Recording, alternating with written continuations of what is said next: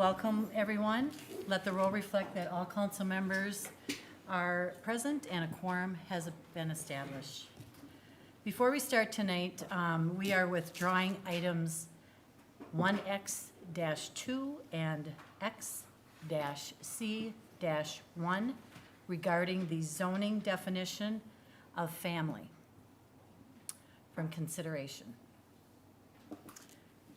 Tonight we are also going to have a reaffirmation of the resolution that we presented back in 2018 that we jointly signed with the city, the school district, and the YMCA.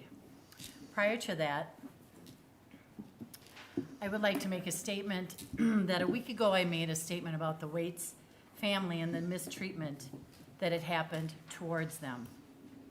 Since then, my eyes have been opened more and my ears continue to hear the stories of people who feel they cannot be their authentic self in our community, and they do not feel safe. They fear of hate, bullying surrounds them in their neighborhoods. I attended the rally on Saturday for the Kelsey Waits family, along with the LGBTQ and the trans community. I stood proudly with many others in their support. I will admit, and people know this about me, that it has not been comfortable for me to have these discussions. I have now started to have them for 3 years, and I feel I'm starting to learn and be educated what some of the communities in our city of Hastings are going through. I've had diversity, inclusion, and equity trainings, and will continue to have more and more conversations. And I will continue to learn and show up when I'm asked. I'd like to make an amendment to my statement of last week. I support the LGBTQ community, the trans community. I do not condone these actions of hatred, bullying, bigotry that the Waits family or any other human being that lives within this community. Tonight, as I said, we will reread the joint resolution, and we will reaffirm what that states, that all Hastings are welcome. Councilmember Vaughn.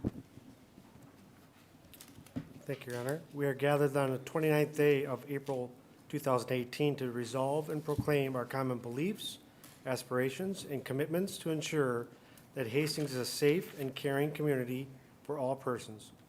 Whereas diversity may be identified based on any factor including, but not limited to, ethnicity, race, sexual orientation, religion, language competence, socioeconomic status, physical health, mental health, gender identification, age, cognitive ability, physical ability, cultural affiliation, immigration status, family structure, or employment status. Whereas we acknowledge that Hastings enjoys a rich heritage because of the contributions from diverse persons in the past. The population is continually becoming more diverse, and the common understanding of diversity is continually broadening. We know that diversity will continue to evolve and increase. We accept our obligation to be well-informed and ready to meet the needs of our ever-changing population. Whereas we appreciate the diverse perspectives, contributions, and talents of all people, and we believe that we are better, stronger, and more resilient collectively because of their because we are diverse. Whereas discrimination occurs when any person is treated differently based on their diverse status. We believe that no person should be treated in a negative way because of their diverse status. Whereas we will not accept intolerance, discrimination, or harassment toward any person because of their diverse status. We are all weakened when any citizen, student, neighbor, colleague, client, customer, visitor, or community member is degraded. Whereas equity enables all persons to participate fully, Equity provides for the fair treatment of all the people by intentionally considering barriers to access and working to eliminate the barriers that limit full involvement in our community. Whereas equity is provided through individual actions and systemic procedures and practices that ensure access to all of the resources needed for a person to be healthy, connected, and productive. Whereas providing equitable access for all requires systemic change and continuously reflective practices in formal organizations. And whereas providing equitable access requires individual persons to consider their own innate biases and question how those biases affect their day-to-day interactions with others. Therefore, as elected officials, we will systematically defend the rights and privileges of every person to fair treatment and full access. Therefore, we will consider the disaffected and unempowered people we serve. We will consider the impact of our decisions and represent their needs and perspectives as we work to serve our constituents. We will not accept intolerance, discrimination, or harassment. We will advocate for the people we serve, whether they are present or absent, as we make decisions. Therefore, we will continue to monitor and evaluate quantitative and qualitative data that will help us to accurately understand the diversity in Hastings and the experiences of diverse persons we serve. Therefore, we will share information regarding of diversity and equity with the community through publications, training, and educational programs. And therefore, be it resolved and proclaimed, Hastings will rise to be a community where all persons will receive fair treatment and full access. In Hastings, all are welcome.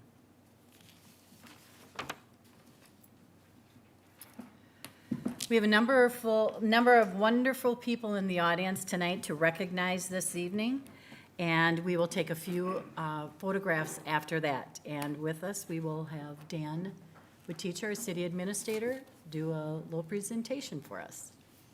Thanks, Dan. Thank you. We have a number of new employees hired in the last year because of crowds. And not everybody's here, I understand people are busy, but because of the crowds and just logistics, when I'm reading the recognition for you, if you're here, please stand. If you're not, we still celebrate your employment and part of our team. I am pleased to introduce the employees of the City of Hastings who were hired in 2021, as we recognize those who were promoted or took on new roles within the past year. We are fortunate to have their service and their expertise on staff and are pleased to have some of them with us tonight. Employees will be recognized by department. We have one new hire in the Community Development Department. Building official Travis Dunn is one of our longest-serving new employees, having started January of this year. As head of the Building Safety and Code Enforcement, he performs a plethora of complex duties related to all building activities. Travis's passion was instilled by being raised in construction and farming, which fostered his lifelong determination to master all skills in construction. He has provided more than 20 years of public service in a variety of capacities. As a public servant in Hastings, he works to safeguard the public health, safety, and general welfare of its citizens. Travis enjoys spending time with his wife and daughter and continues with personal construction projects outside of work.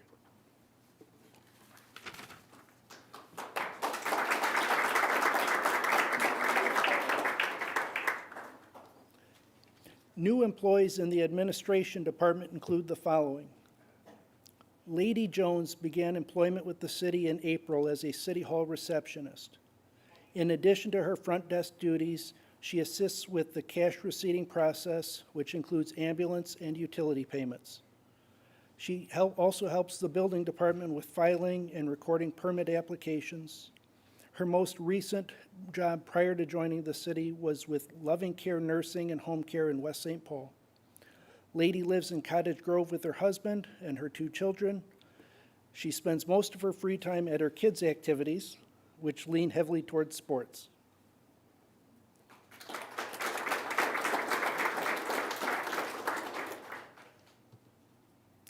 Dave Huckstad began employment with the city this morning.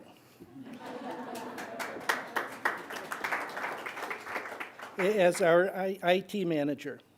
Dave brings a wealth of municipal IT experience from the city of Fargo. He will oversee the operation of the city's IT infrastructure and systems, working closely with each department on technology needs and long-term planning. Dave enjoys hiking and traveling with his family. Dave and his wife have 3 children.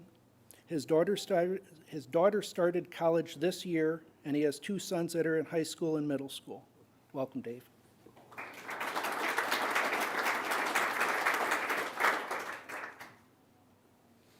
Kelly Murtaugh was hired as Assistant City Administrator and Human Resources Director in May. This is the city's second-ranked administrative position and oversees human resources, information technology, city clerk, including elections, and communications. Previously, she served in executive roles in higher education, including at DCTC, St. Paul College, and Metro State.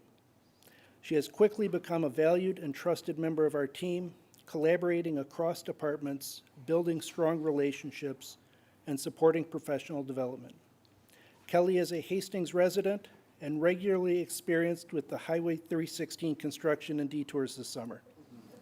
She also golfs and runs.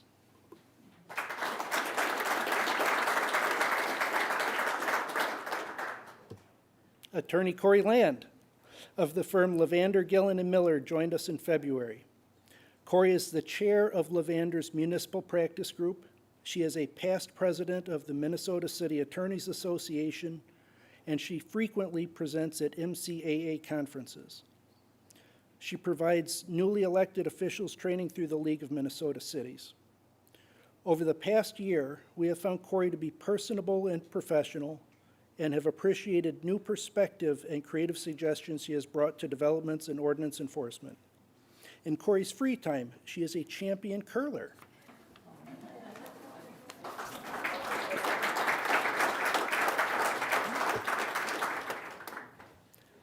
Henry Skip Schaefer joined us as prosecuting attorney in February. He has 28 years of experience in criminal law in Minnesota and has worked exclusively as a full-time prosecutor for the law firm Campbell Knutson for 17 years.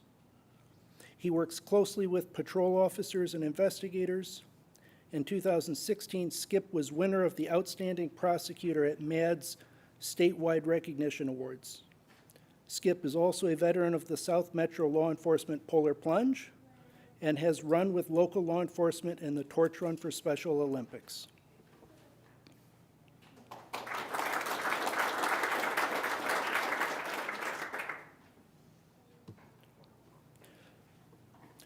We have 2 new paid-on-call firefighters, emergency medical technicians.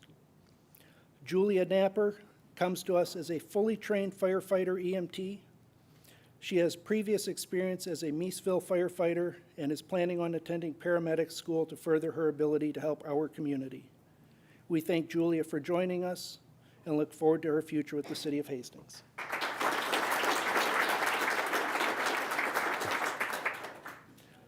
Robert Bob Erickson comes to our department with a background in law enforcement and currently serves as sergeant for the Dakota County Jail.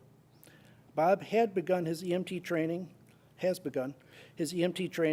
and will begin his firefighter training in December.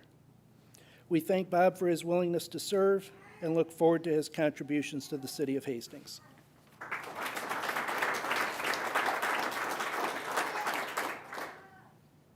In the Department of Public Works,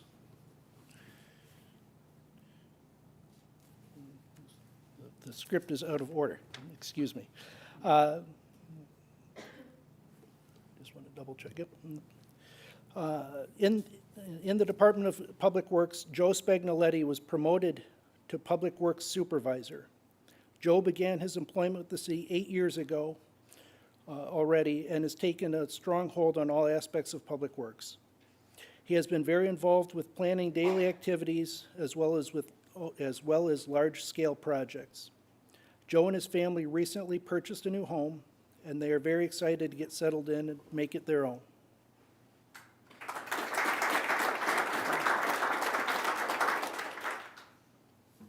We also had a leadership change, a couple of leadership changes at the Fire EMS Department. Chris Paulson was promoted to Assistant Fire Chief earlier this year. He has been with the department for 23 years, serving for the past 6 as fire captain. He has been involved in various department activities over the years, including the Dakota County Special Operations Team, Northern Dakota Training Academy, and is a fire training coordinator and fire training captain. He also has been involved in grant writing to secure funding for self-contained breathing apparatus air tanks and has worked to build specs for vehicles and equipment. He is currently working on his bachelor's degree in fire and EMS service administration.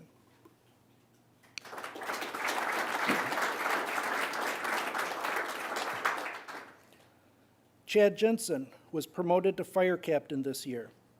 Chad has been with the department for 15 years. He began as a paid-on-call firefighter and was promoted to full-time engineer paramedic in 2010. He has been involved in EMS education, CAD integration, managing pagers, gas analyzers, and EMS supplies. He also manages cardiac arrest data for the department.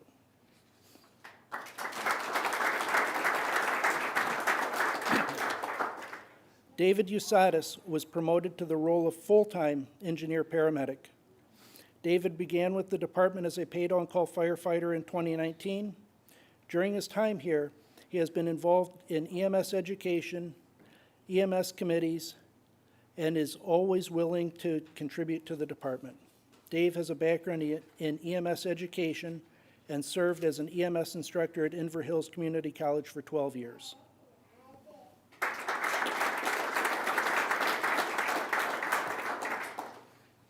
In the police department, Officer Whitney Ranowski was named as the city's first community engagement officer, a role that shifts her duties from 911 response to increasing partnerships between and among city departments, community organizations, neighborhood groups, and our citizens. The position is funded through a 3-year federal grant.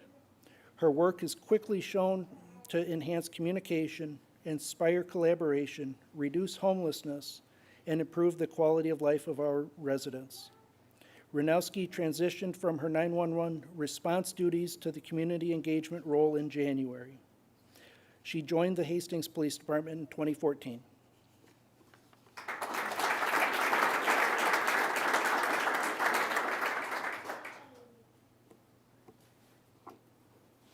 In April, officers Nick Cross and Zach Nakamas were selected to serve as operators on Dakota County SWAT.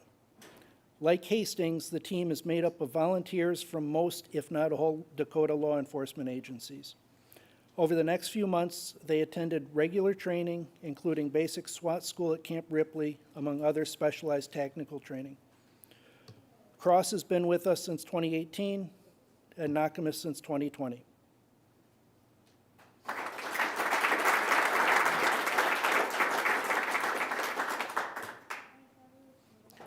Two of our officers rotated to other appointments within the police department, including Officer Jeff Latch, who was selected to serve on the Dakota County Drug Task Force, DTF, in early June. Prior to this appointment, he worked the night shift in the patrol division. In addition to his duties, Jeff is one of our firearms, defensive tactics, and taser instructors, field training officer, and DWI drug recognition officer. Jeff's experience in drug interdiction during his patrol duties in Hastings aligned well with the current needs of the Hastings Police Department. Jeff replaces Officer Nate Wood, who served on DTF since 2018 and has now returned to patrol division.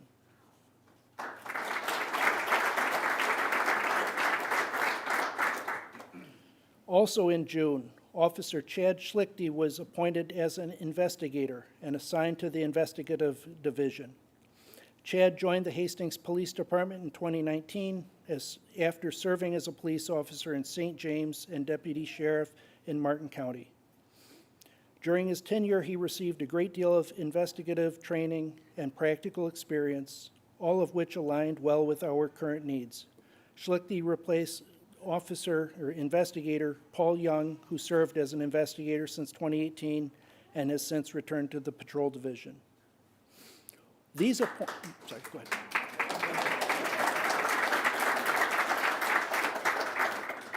Don't want to get in the way of clapping. These appointments in the police department, along with K-9 school resource and school resource officer, SRO, are rotated every few years in order for others in the agency to enrich their careers. We always encourage those who have a passion for one of these specialty assignments to start preparing early so they align themselves for the next opportunity. In October, we named Ryan Stimpsky as interim Public Works Director. The city has contracted with Focus Engineering for city engineer service for 6 years. This has been an embedded position, with Ryan part of our department's hierarchy and operations, to the point that some may not even realize he's not actually a city employee. He brings invaluable experience with several ongoing and major projects, for example, Highway 316, Highway 61, the wastewater treatment plant, and several housing developments. And with our partner organizations, for example, Met Council, MnDOT, and Dakota County. Ryan and his wife Miranda just welcomed their 4th child a couple weeks ago, their 4th under age 8.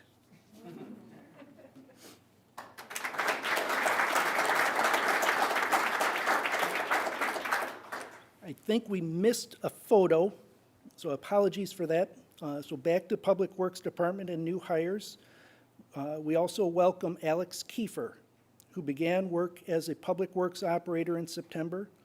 He comes with a background in blacktop paving and as an equipment operator.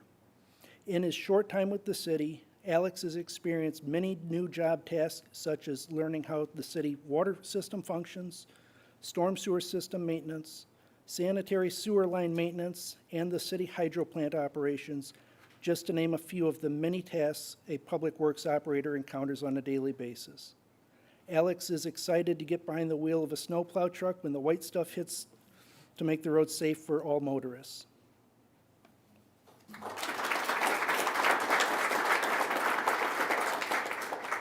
We are fortunate to have the knowledge and dedication of these employees and look forward to their continued contributions to our community.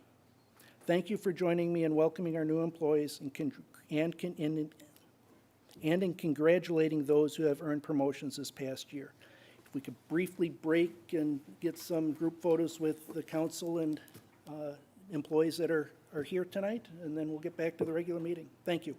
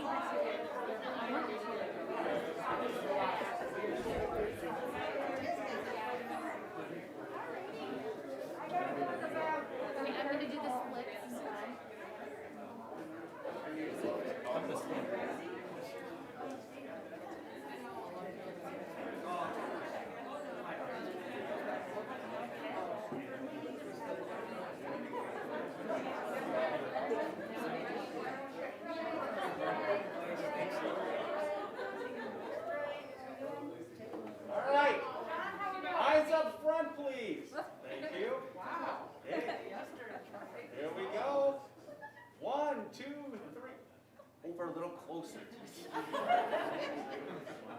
Smile. All right, 1, 2, 3. Smile with your eyes. And one more time. 1, 2, 3. I think I got it. Anybody else? All right, thank you. Thanks, John.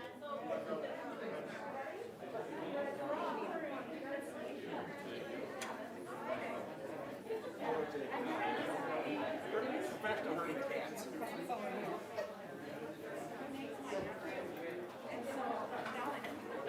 I spent 5 years directing middle school. That was kind of middle school. No, not if you get to go home to your 4 kids see, what I used to do was I would perfectly stage it so that all the kids were set for bed, and then I give it to attention. Yeah. The radio was like, boy, this is just, how does this almost work? No, man, making happen. And you too, Travis. Yeah, take off, take off. All right, thanks a lot, guys. Thanks.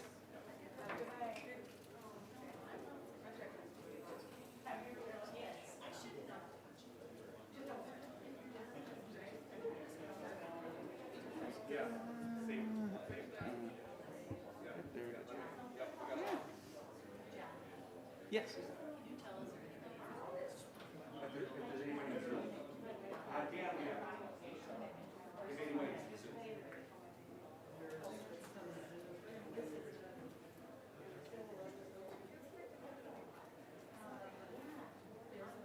Okay. Council, we're all here? Okay. Council members, are there any corrections to the minutes from the workshop or the regular meeting on November 15th and the special meeting on November 29th? Seeing none, they are approved. Tonight we have comments from the audience, and for public comments, we have options for comments to be mailed prior to the meeting, as well as interactive featured during the meeting. For the emailed comments, they have been forwarded to the city council and their receipt is acknowledged. Please recognize that items not on the agenda will not be discussed this evening. For live comments, they may either through our Zoom link or in person. We ask that attendees either raise their hand in person and use the raised hand feature in the Zoom. They will be invited in to speak one at a time. I also would like to remind everyone that the public comment period is not intended for an extended dialogue. Is there anyone on Zoom that would like to speak to the council at this time? Okay. Seeing no one on Zoom, is there anyone in the audience that would like to speak to the council at this time? Sure, please come up to the microphone and state your name and address.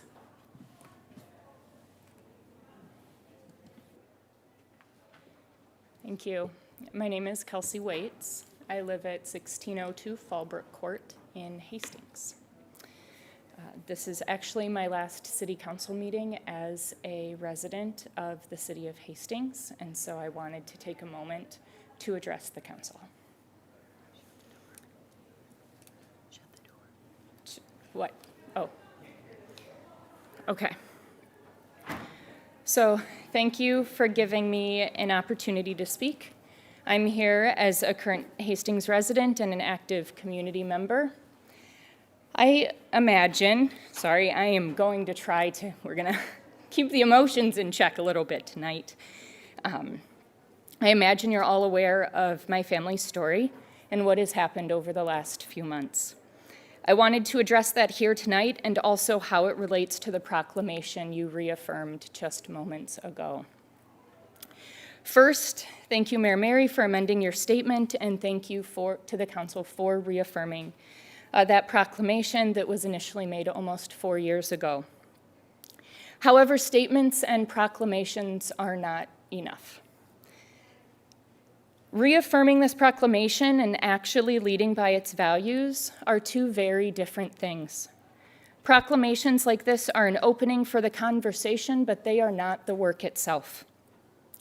Since the proclamation was initially made, many in this community have remarked on the noticeable lack of leadership from city officials to actually do the work that is needed in our community. While the CNN story is my story, it is about much more than me. It is about the hate and bigotry that festers in this community. It is about how the silence of our friends, our neighbors, and our elected leaders fuels this hatred and fear. The CNN story has shown but one glimpse into the difficulties of being marginalized in this community, and importantly, it has shown that through only one lens of marginalization. What this story doesn't mention is how 4 years ago when Kit came out, we approached the president of our playgroup to let her know about Kit and ask whether we would still be safe to participate. She responded that she could not guarantee our safety, and we were forced to leave our playgroup and the only friends we had in this community. To emphasize that, we were told that a 4-year-old was not safe in this community. What this story has not mentioned yet are the ripples of fear that flowed through the LGBTQ plus community in this town after 8 local religious leaders not only signed a letter against transgender people, but invited the Minnesota Family Council to speak. While the name seems benign, the Minnesota Family Council is an affiliate of the Alliance for Defending Freedom, a recognized anti-LGBTQ hate group. I went to that meeting and was horrified not only by the hate speech and easily disproved lies, but by the 100+ community members who were in attendance and were emboldened by this hateful rhetoric. Leaving this meeting was the first time I felt truly unsafe in our community, and that feeling was amplified by the silence of our elected officials. While this story does tell how these Facebook posts were brought into my husband's workplace, how they were discussed at hair salons, and how they impacted us at the playground, it does not mention how local elected leaders, including some of you, were aware of these posts. You were aware of what was happening, and still, you stayed silent. Coming forward with our story in such a public way was not easy. I cannot tell you how many hours I have spent crying over this decision, but just because it wasn't easy doesn't mean that it wasn't right. After spending almost 4 years watching our leaders remain silent, after listening to many of you repeat time and time again that Hastings is a welcoming place, and claiming that it is not your role to do the hard work of creating an equitable and inclusive community, enough is enough. We all play a role in changing the narrative in Hastings. Someone needed to speak up. I am not alone in my story. Stories of hate speech and bigotry in this community are abundant if you take the time to listen. At the same time, the burden of change should not be placed on marginalized groups. We should not be forced to relive our trauma over and over again so that you can better understand. I am sharing my story so that others in this community do not have to. I am sharing my story in an attempt to save lives. There is work that must be done in this community, and as our elected leaders, you have a responsibility to take a stand. You have a responsibility to say enough is enough. You have a responsibility to stand up against hate and live the values, vote for the values that are a part of the proclamation you have reaffirmed. The world is literally watching us right now, but more importantly, our community is watching. As Gandhi once said, silence becomes cowardice when occasion demands speaking out the whole truth and acting accordingly. Will you continue to stay silent, or will you let each and every member of this community know that you stand against hate and bigotry? Will you let us know that you will truly begin the difficult work of creating a community where all people are welcomed, safe, and valued, not just through words, but through your actions? Being a welcoming community is about more than reaffirming the proclamation that was made earlier, and I urge you to be better, so that you don't lose more people like me. Thank you.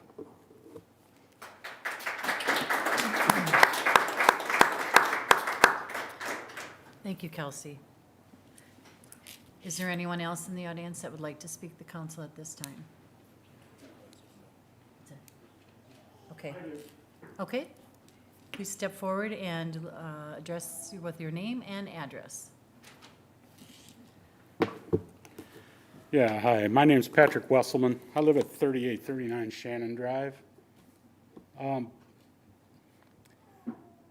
saw this meeting notice in the newspaper, and I wanted to come for, I thought it was going to be about taxes, more or less, especially the property tax. I think you have an increase in the levy, I believe that's for next year, I believe. Yes. Well, not that I'm complaining or anything. I understand the way things have been. And I understand that the city has no assessing value as far as they don't do the assessments, the county does, okay? Well, my assessment's gone up $55,000 in 3 years, okay? So of course, also then my property taxes have gone up along with that as well as the city's share as well. So I don't quite understand exactly where, well, I can understand where the money goes, you know, services and stuff that the city provides and all that, and that's great. I just don't understand why we have to have such a high tax levy increase from the city when you've been getting an increase from, at least for me, on my property, for the last 3 years. It's gone up, this year's levy on my property is going up 9.4% already for a proposed bill that I just received. I don't have any plans of leaving Hastings or anything over it, but that's pretty steep. Because I moved here in 2006 when taxes were $1,950. They're now $3,700. It's a lot to deal with. You know, I'm lucky. You know, I have money to pay for it, right? And then I use escrow and all that kind of thing. But it gets pretty, I could see where somebody who's not quite as well off as I am, and I thank God I am, that's gonna be really hard for them. It's gonna make a lot of big difference to them. So if you can see fit, I don't know how long it's been, if you got to review it yet, but that's what I thought this meeting was for, was to mention some things about that, the tax increases and stuff. And also with all the inflation that's going on now, and whatever the cause is, depends on who you listen to. So it's not going to help. The only other thing I want to mention is, since I live close to the 316 project, I watched them. I was out there the other day. I was in the neighbor's backyard and saw the plow trucks go through for the first time. They had a rough time. They knocked down a couple signs. So, you know, there was a small accident there too while they were plowing, so that didn't help matters. And then a lot of ruts and stuff from trucks cutting it off. But the two major things that I'm hearing from neighbors, since I live on the other side of Shannon, I don't live against the backside of where 316 would be against the back of my house. The neighbors have all said that one thing that's really happened since the project is trucks coming into town to slow down for the first roundabout there at Tuttle. They're hearing a lot of jake braking coming into town, and it's really driving them crazy. And then from the other direction where they're heading out of town, because of the roundabout, the speed used to get started increase there right at the end of like 33rd Street. They would already start accelerating at that point. Well, now they accelerate real heavily after coming out of the roundabout. So now that noise has also increased for them. So right now it's about all. Other than that, I am going to call the county, and I'm going to see if I can get a reassessment done to see if I can get a little relief from it. So I appreciate you hearing my voice. Kelsey, I'm sorry you had to go through what you're going through. I don't know what else to say to you. Thank you very much. Thank you for your comments. Yes.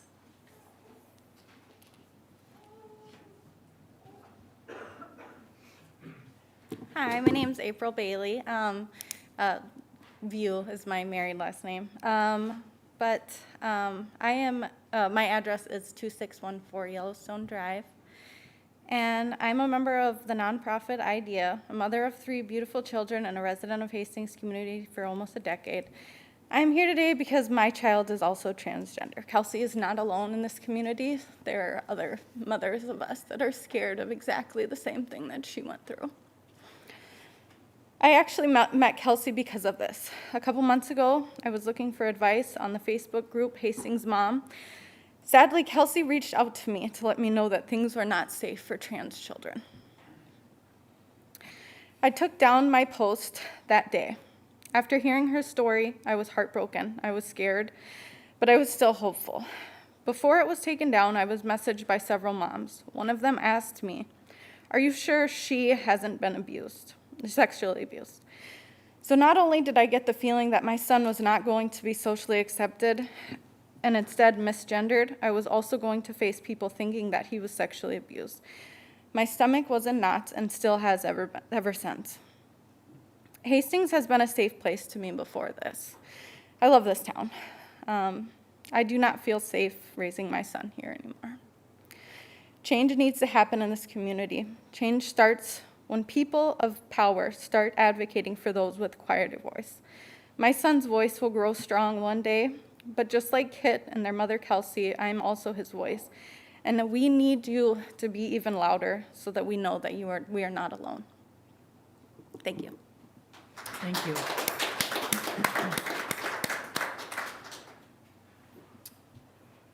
Anyone else wish to speak?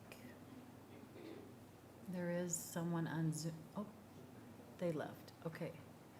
Okay, thank you for your comments. Council members, are there any items to be considered? Okay, and consent agenda. I would accept a motion to approve the consent agenda. Councilmember Brox, and a second by Councilmember Liefeld. Any discussion? Your Honor. Oh, I'm sorry, Councilmember Liefeld. Point of clarification, that we have pulled item number 6. and- Correct. Correct, and move that to administration? Is that correct? Okay. Yes. Thank you, Your Honor. Move second. Okay. Any other discussion? All those in favor of the motion state by saying aye. Aye. Those opposed state by saying nay. That motion prevails. Tonight, we have a awarding of contracts and public hearing. We have a awarding of a contract for the Hastings Business Park Ag League and tonight, or Lease, I'm sorry. And tonight, we have with us John Hinsman. Welcome, John. Thank you, Mayor, City Council members. Before you tonight is an agricultural lease for 80 acres within the Hastings Industrial Park. This is a program that we've had available for about 20 years or so. The vacant industrial land we lease off, offer that out for bid, generate some income back. It's a great way to take care of the fields and the open space and to bring a little income in. So we did go out for bid for a 2-year contract, had 2 bids that did come in. Ultimately had the bidder, Dave and Joe Burke, were the ultimate high bidder on this project, and they were also the last person to win the bid 2 years ago, so they will continue on in serving. So this means another $18,000 or so coming into the city annually for this project. We're asking for you tonight is to authorize the contract with the Burke Brothers in the amount that was bid within your packets, which is $226.50 an acre. And I can stand for any questions. Thank you. Thank you, John. Any discussion, council? Okay. Council, I'd accept a motion to approve the terms and conditions of agricultural lease agreement, City of Hastings Industrial Park Ag Lease. Councilmember Vaughn and Councilmember Fox. Additional discussion, council. All those in favor of the motion state by saying aye. Aye. Those opposed to the motion state by saying nay. And that motion prevails. Tonight, we were going to have that public hearing, but that was withdrawn from consideration. We have a public hearing also tonight in the Truth and Taxation for the 2022 budget. For this item, we will have an introduction by City Administrator Dan Waticho, followed by a public hearing and several potential actions by City Council. Welcome, Dan. Thank you. This time I brought water.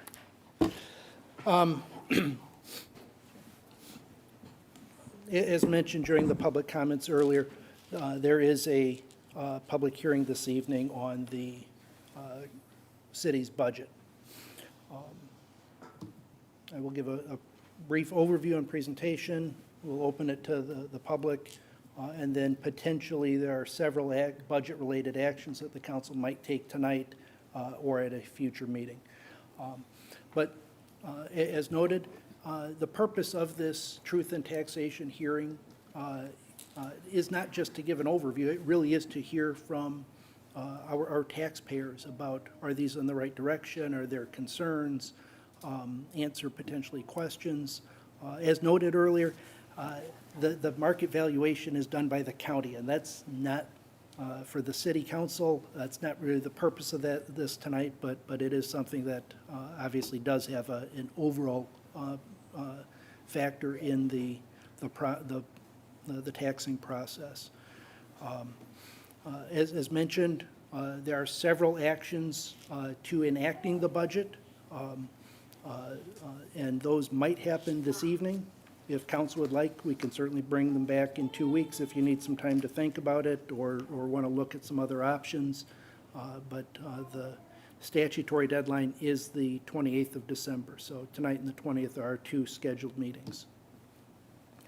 This is a process that started back in the spring. It does every year. Council gives some general direction to staff on where their mind is towards levels of revenue, levels of taxes, some priority areas. Staff brings those general direction and works on the needs, the wants within their individual departments, brings those recommendations to me, to the Finance Committee. We get additional feedback and dialogue back and forth.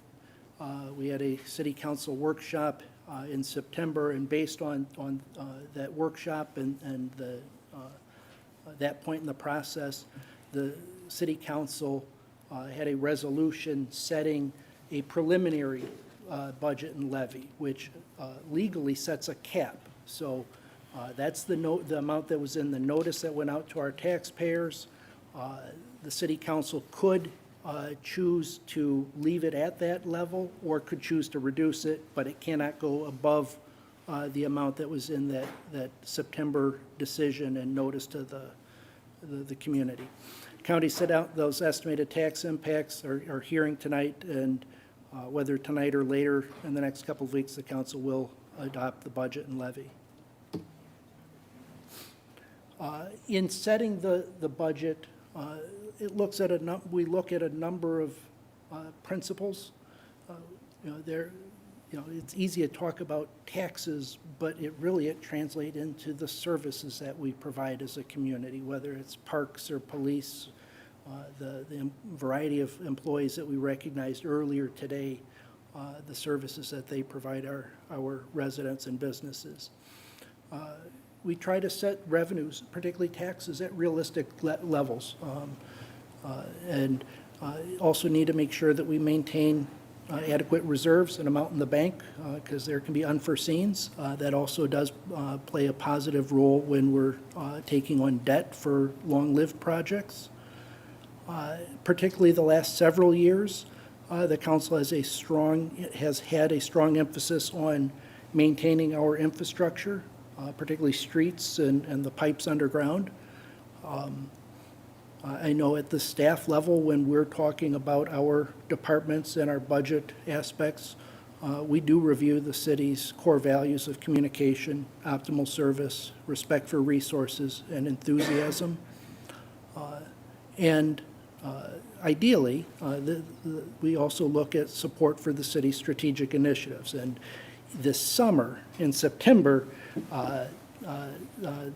after several months, 4, 5, 6 months, the city council recognized several priority goals for the next year and a half, 2 years. So it was late in the budget planning process, but obviously with those conversations going on for several months, we knew the direction that those goals were going. So a number of the budget requests do reflect those. A quick overview. The budget itself, all departments, all sources, is about $43 million. This is a busy city. And as commented during the public comments, it is a 1.25, 1.25% increase in the tax rate. I'll show that a little bit later in a graphic, raising it to 58.6 mils. A few of the items that should be noted in the budget, didn't recognize, do very much recognize and upfront that there is an increase in the levy rate over the past year. We certainly look at a prioritization of our capital expenses. These are vehicles and buildings and infrastructure. Not everything that the department's asked for got funded by any means. We have a significant neighborhood project, street sewer water project coming up this year, as we've done the last several years. Upgrading police and fire radios. This is the second of 2 phases. That's, for their communications and safety, but it's also for interoperability with other departments in the county. A new ambulance. It says dump truck, but although it's got a dump on it, this time of year, it's a plow truck. These things aren't cheap, but they're needed. We are looking at realigning our building department staff with better cross-training and succession planning. That's partly meeting current needs, but it's also looking forward to future needs as we're seeing a lot of construction coming on, as well as, quite frankly, a couple of our inspectors are every day getting a little bit closer to retirement. It's not immediate, but it's coming. As mentioned, the goals that the city council talked about over the spring and summer, there was a strong emphasis on parks maintenance. We're propose adding a parkskeeper position to staff. Also adding a fire prevention and rental housing inspector to staff. That ties in with that building reorganization, the building office. We are adding a shared position with the cities of Rosemount and Farmington to handle recycling, particularly in the areas of new county requirements for recycling. It's a matter of the respect for resources and trying to be cognizant of, it's easy to want things, but how do we best provide these? And in this case, there's an opportunity to share that with other cities instead of each of us having our own position. We can economize. There is a 3% cost of living adjustment on wages, essentially across the board. And we are doing a compensation and classification study or at the front end of it. It'll probably be completed late spring, but there is money in the budget towards implementing that. And really, it's a matter of, we have seen indications that our pay rate for employees in many cases, not all, but in many cases, lags behind some of our peers. And it has a factor in recruiting new employees. Love the ones that we recognized earlier, but it can be tough recruiting. And it also has a factor in retaining and keeping good employees and experience. So I'm thankful that the city council has supported looking at how do we compare and budgeting money to adjust those wages. One thing that I want to point out that's not in the budget is funding for trails. We've done some trail work the last couple of years. We continue to work with Dakota County with them taking on some pieces that can fit their regional system. We had a study done a few years ago, and the trail system in Hastings, 30 miles of trails, plus some parking lots, $5 million to rehab those to the level we would like them to be. Not new, but to acceptable level throughout the system. We've been funding it at, the last couple of years, the range of $150,000 to almost $200,000. It'd take forever to hit $5 million. So the Finance Committee's discussion this fall was, rather than putting another $100,000 towards it and chipping away at it, we really need to sit back and look at what is a sustainable, realistic funding plan so that we can address needs for trails. I would roll parks into that also, and we do have a lot of other infrastructure needs, but the discussion started with trails. In addition to taxes, there are a number of fees that are proposed to change.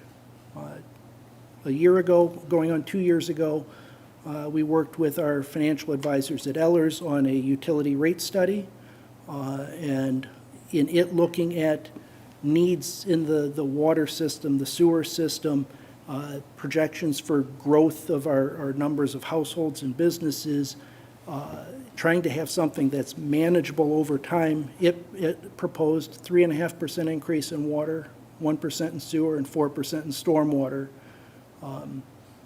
And this carries that forward.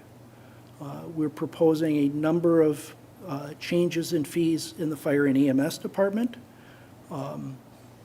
Notable in that is the ambulance fee, the charge for service.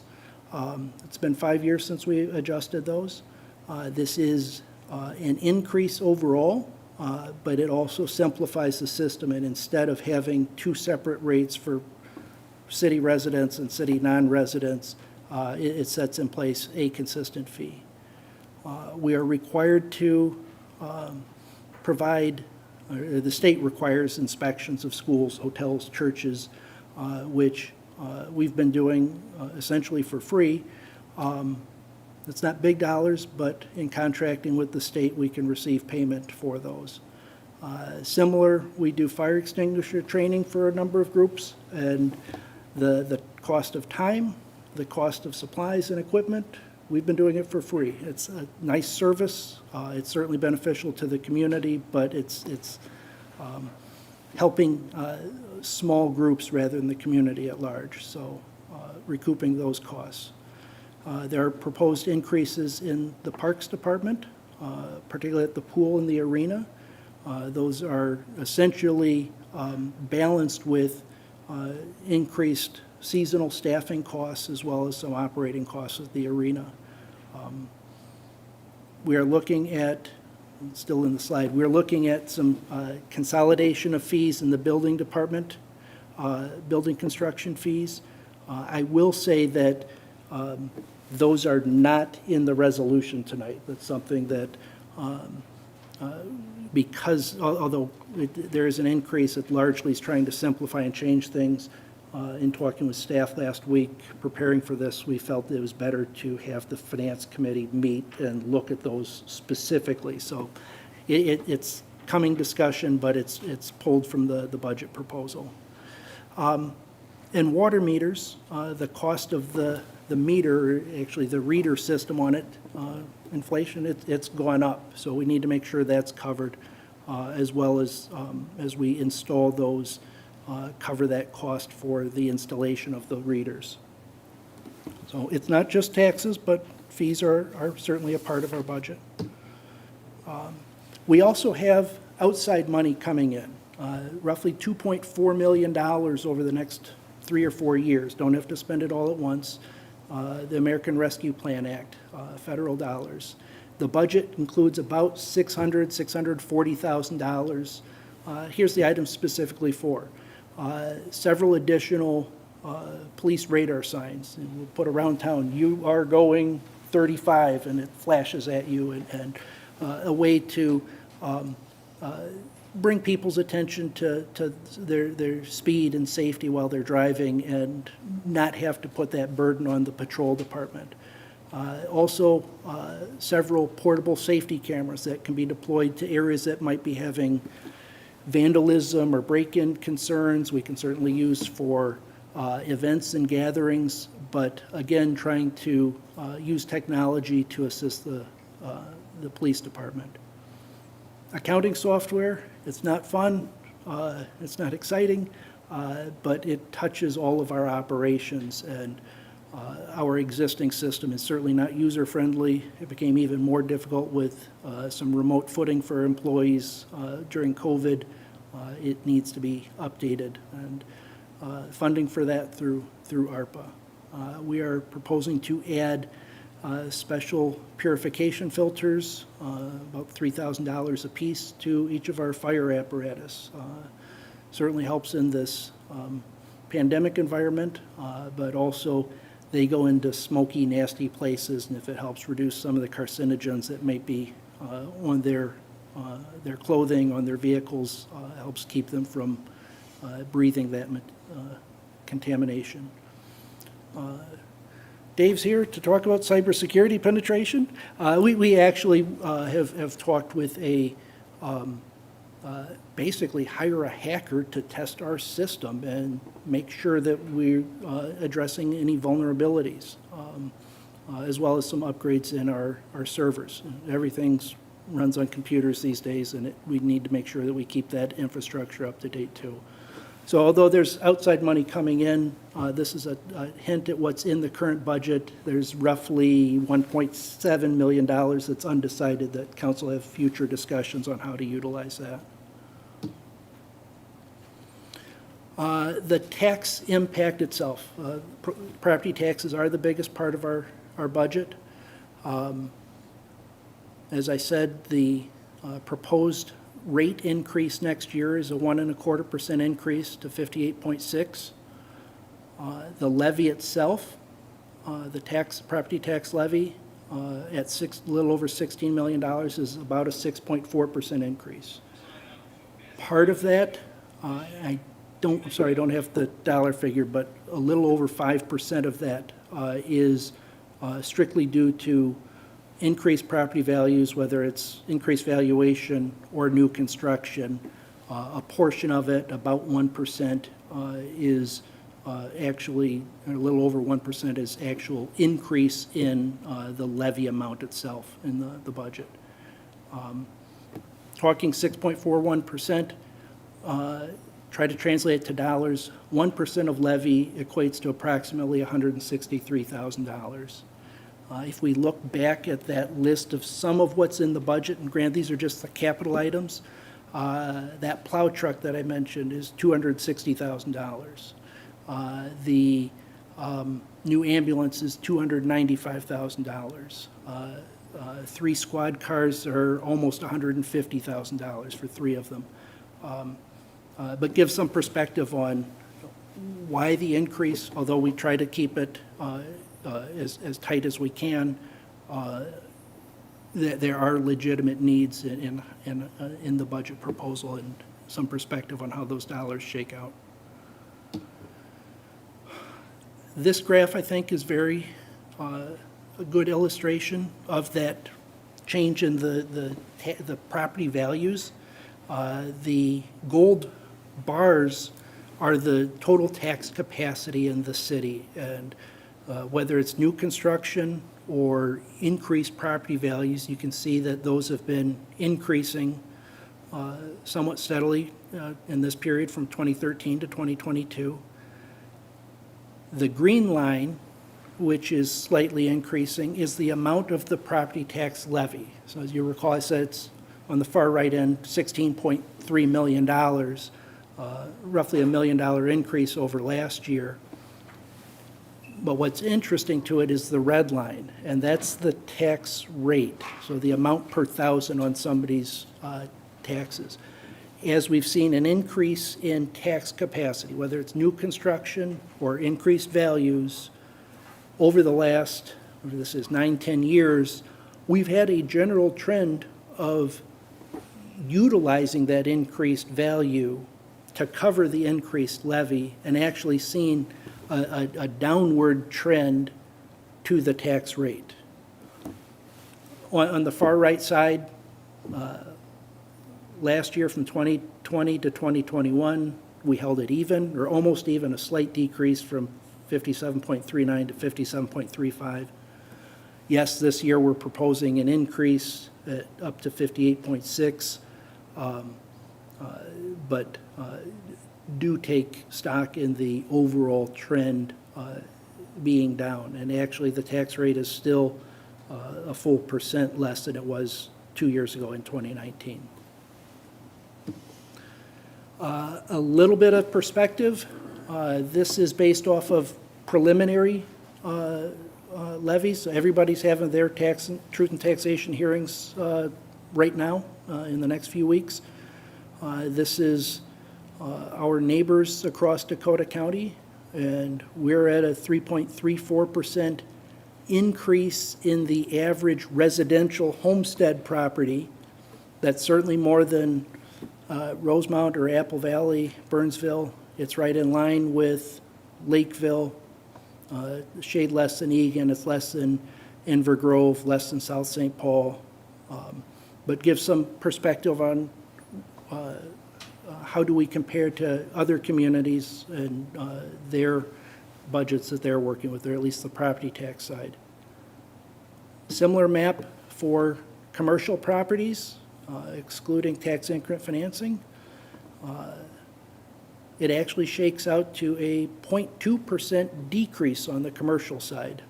It's not as large as Burnsville or Egan or Apple Valley, but it's in line with Empire and Rosemount, and it's certainly better than the increases in Lakeville, Farmington, Inver Grove, South St. Paul.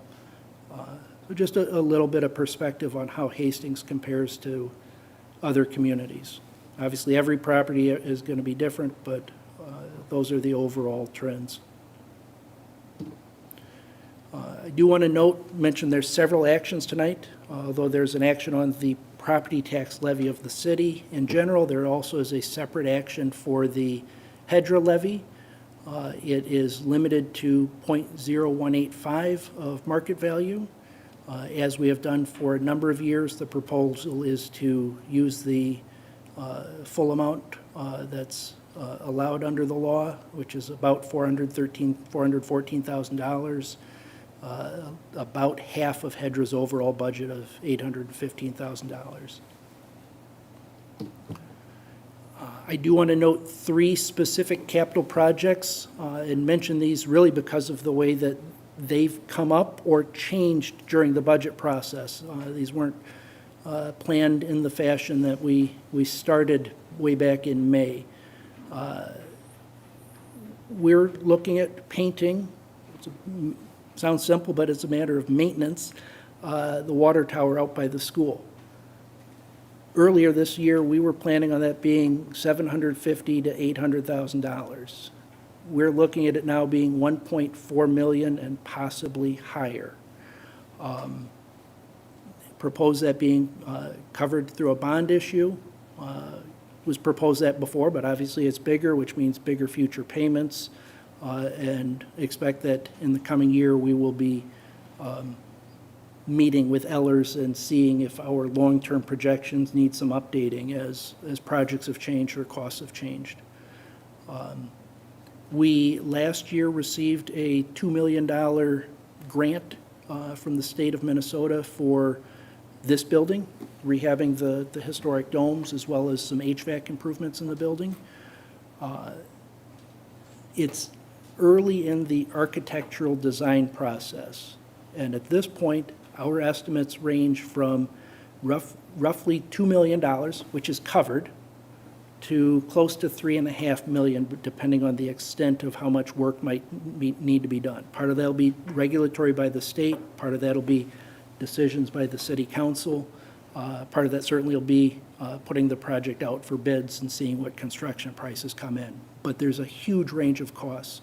We've got $2 million covered. There's potentially some contingency plans. We could go back to that ARPA funds that's not usable or not used if we need to cover it.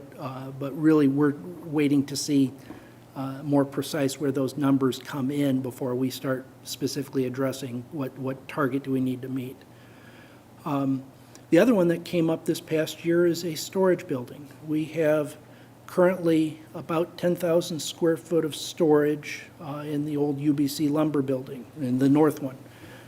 We purchased that building a dozen years ago, intending to have it redeveloped and build tax base and jobs or services or housing value to the community. But in the meantime, for a dozen years, we filled it up with stuff. But stuff is things like road graders and bucket trucks and snowplows, things that we use, and things that we need to protect and maintain rather than sitting out in the weather and being potentially vandalized or sitting in the, just the mistreatment of Mother Nature. That building wound up being sold or proposed to be sold by HEDRA this year. It's what we intended it for, redevelopment. But in the meantime, it means we need to find 10,000 square foot of storage. And looked at a number of options, looked at places that we might lease or purchase. In the end, looking at instead constructing a new building on the public works site. The construction estimate at last was $2 million. The number may change. We're hoping we can have some value engineering to bring it down. The number might go up. It's not a great time to be building. Mentioned everybody's suffering from inflation, but it's something we're needing in the near future. We did enter a 18-month lease to buy us some time, but it'll take that long to put up the building. Half of it we're proposing to cover with existing funds, and the other half we would be looking at some sort of debt instrument to cover it. And there will be processes coming through the city council for issuing those debts, those bonds. At the end of my presentation, next steps, we have the Truth and Taxation hearing tonight. There are several actions to adopt the levy, approve the fee schedule, some of which might happen tonight if council is ready, some of which might not happen until our next meeting on December 20th. But with that, I could probably take a couple questions from council if there's clarification. Otherwise, I'd open the floor to the public hearing itself. Sure. Thank you, Dan. Any discussion, council? Any questions? Okay, at this time, I'll open the public hearing. At this point, I see no one on Zoom.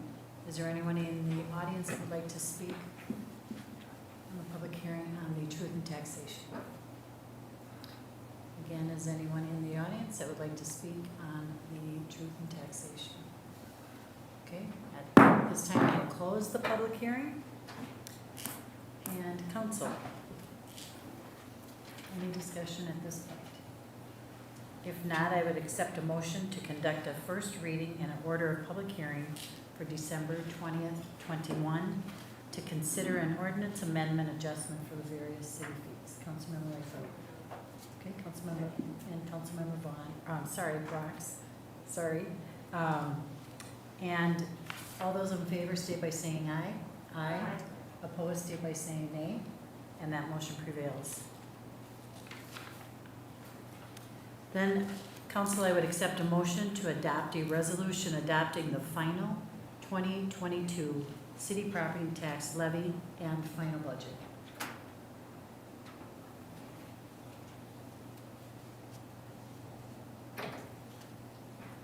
Councilmember Fulch. Second by Councilmember Lightfoot. Any discussion, council? Councilmember Vaughn. Thank you, Your Honor. I just wanted to highlight a few things of this budget. I think Dan and I talked today, and I think it was important to let people know what things cost. It's ridiculous if you ask me. Some of this 1% increase just doesn't get a lot for our money today. When I hear that a plow truck costs that much, it's difficult. So as the chair, I'm the one that started to lead to say, we got to start the increases, start to pay for some of this. These trails that we have are beautiful in our community, but they're falling apart. And we as a council, to let the public know, need a dedicated funding source so we know that that doesn't get gobbled up somewhere else. These trails are that important to us, so we're going to discuss that going forward. But I think the best highlight out of this whole budget proposal is this community investment fund. We as council have talked about creating a fund in the community that shares with the community. If a community group has an idea, or anyone as a resident, bring it forward. We hope that this budget's going to allow that partnership between the community and the city tax levy to do good, to do some up and above the core duties that we're proposing in here. So I think that's worth highlighting, and I think the community needs to know that. There'll be more to come out about it, but I think it's that important to let them know the community that we want to listen to. Thank you. Thank you, Councilmember Vaughn. Councilmember Fulch. Thank you, Your Honor. I agree with the gentleman who got up and spoke earlier. It does seem shocking when you look back historically at your property taxes and how much the values of homes have gone up in the last decade. It is just astounding. And so it does, the sticker shock valve does get to be a little much, to be quite honest, and so I understand. We've been looking at the finances of the city the last few years since COVID had happened, and last year we tried to hold the line as best we possibly could, considering everything that was going on throughout our nation and here, within our community. And so we try to minimize, the increases as little as possible. And so what has happened, and I know most of us, realize this, that there's been a substantial amount of inflation just in general. And so if you look at what the budget increase is, it's a 6.4% increase over last year, a 6.4% increase. But then if you look at what the consumer price index is for the urban consumer in the last 12 months, so looking at October to October, it's been a 6.2% increase.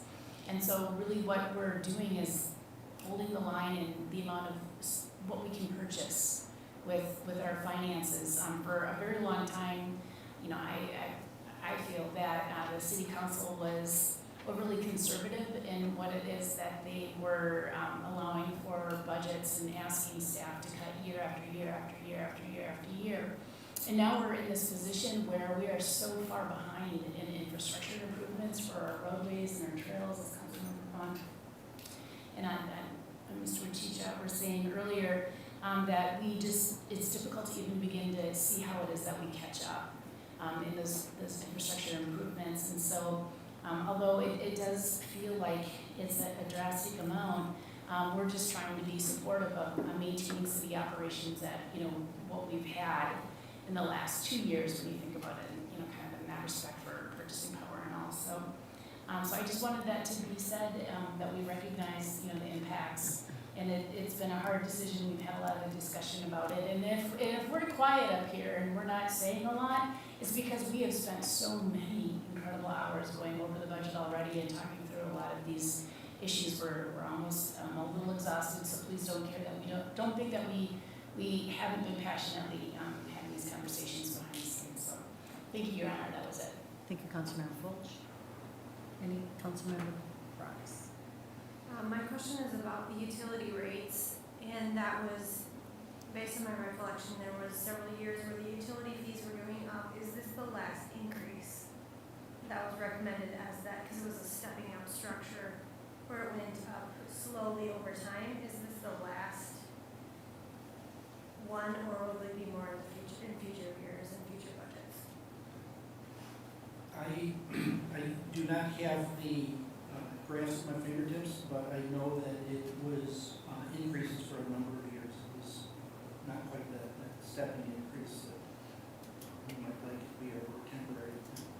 If the, make sure I get the right numbers, if sewer is a 1% increase based off of here's what we're seeing for sewer needs, when it was looked at a couple of years ago, the thought is it's 1% every year for the next 10 years. It's not ending imminently, but it's something that should be looked at every 2 or 3 years to make sure that if growth is coming faster, or if some of the projects or prices of projects are changing, that we're making sure that we're in line with it.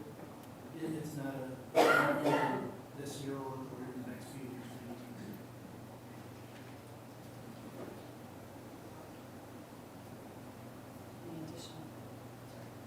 Any additional discussion, council?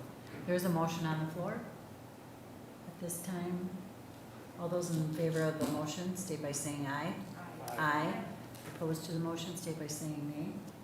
And that motion prevails.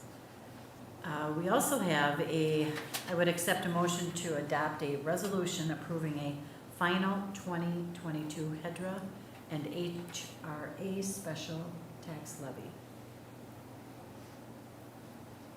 Councilmember Brooks. And Councilmember Vaughn. Any additional discussion, council? All those in favor of the motion state by saying aye. Aye. Opposed to the motion state by saying nay.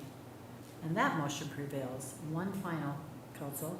I would accept a motion to adopt a resolution adopting the 2022 budget to 2026 Capital Improvement Plan, CIP, and Capital Equipment Plan, CEP. Councilmember Fulch. With a motion and a second by Councilmember Lund. Additional discussion, council. All those in favor of the motion state by saying aye. Aye. Opposed to that motion, state by saying nay. And that motion prevails as well. Thank you, Dan. Tonight under community development, the withdrawn from consideration for the definition of family has been taken off the agenda. And John, you can go to the next, which Okay. is Jersey Mike's. Thank you, Mayor, City Council members. Tonight before us is a site plan approval for a reconstruction of 1217 Vermillion Street into a Jersey Mike's. So this is Vermillion Street, very close-up view here.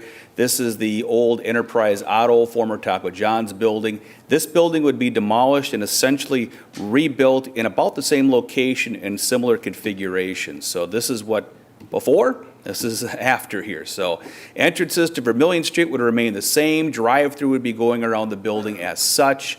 Meets our landscape requirements, our architectural standards, and so forth. So existing picture, this is what the building would look like afterwards.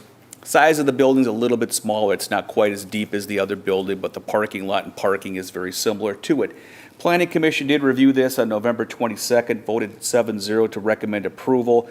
We had some discussion over parking on the site, wanted to ensure that parking met the requirements and that drive-through stacking was adequate. Looking at our ordinance requirements for both, we are fine on both of those. So we are recommending approval of this along with the Planning Commission based upon the resolution within your packets. We also have some representatives here from property owner Joe Schnell, if you have any questions for him as well. Thank you.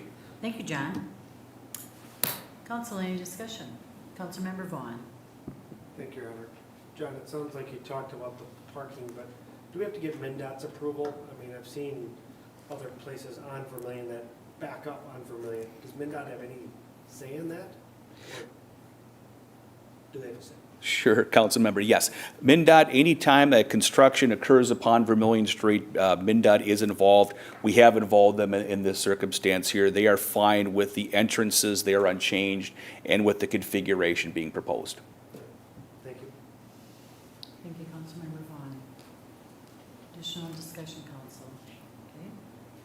With that, I would accept a motion to approve a resolution of the City Council of the City of Hastings granting site plan approval for Jersey Mike's Restaurant located at 1217 Vermillion Street. Councilmember Lightfoot. Second. And Councilmember Brox, a second. Any additional or new discussion, council? All those in favor of the motion state by saying aye. Aye. Opposed to that motion state by saying nay. And that motion prevails. Also with us tonight, we have the best property, which is the Summergate Companies, Trunk Highway 316 and Michael Avenue. For this item, John, you may continue. Okay, thank you, Mayor, City Council members. As the mayor pointed out, looking at a property here with two actions on this, that the property itself and the eventual development here into single-family housing will come before the council in various forms of land use approvals over the next few months. This is the first stage of it here. Asking officially for consideration of a first reading and to order a public hearing for annexation of the property from Marchand Township into the city of Hastings, and also a resolution to amend our comprehensive plan to extend the metropolitan urban service area boundary. I'll go through what those are here, particular in just a moment here. But the property we're looking at is about 71 acres, Red Wing Boulevard, Highway 316 here, and Michael Avenue at this location, Hope Lutheran Church here. City limits of Hastings ends right here at the south side of Shannon and Tuttle, and this would bring this property into the city. When we take a look at development and growth, we take a look at a couple of things. One, our comprehensive plan and what that says for growth and development. Our 2040 comprehensive plan identifies this property for development and associates a designation of what's termed low residential, which means primarily single-family homes. The proposal as a concept plan that is being proposed by Summergate is consistent with that. It's 159 homes that would be located on this site. Within the future, we'll dig down a little bit deeper into the specifics of that, in particular with the preliminary plat, final plat, and those actual engineering and planning reviews that would come in the future here. So annexation is bringing property in. So when we look at annexations, one thing to bear in mind is we plan for annexations of the city. We don't actively seek plan for development. What we do is we respond to the private market. If the owner of a property is desirous of annexation and the property is adjacent to the city and within our capacity and our desire for development, then we will consider that for annexation. That is the case here.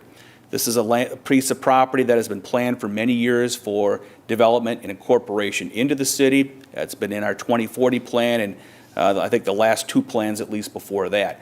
The one thing that really was stopping it was Highway 316 and the conditions. With the improvements to Highway 316 recently, with the access controls, this property has become ripe for development here. So just to be clear, this is something that is being brought forward by the private owner for development. We as the city would look to accommodate that development.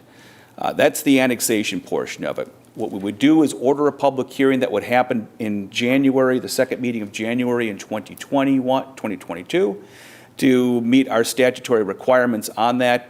There's been conversations that the applicant has had with Marchand Township, so they're aware of what's going on here as well, and we would consider the formal annexation at that time. The other portion of this pertains to the comprehensive plan. Now, the comprehensive plan does look at this property for development as a low-density residential. However, the action of extending our urban service boundary to incorporate it does require an amendment to the comprehensive plan itself.